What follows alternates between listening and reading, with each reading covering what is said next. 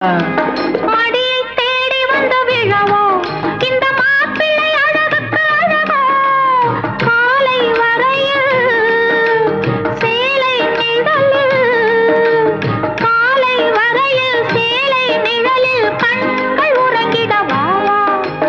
கொடுத்த மனசுக்கும் எடுத்த மனசுக்கும் கொடுத்த மனசுக்கும் எடுத்த மனசுக்கும் கேள்வி என்ன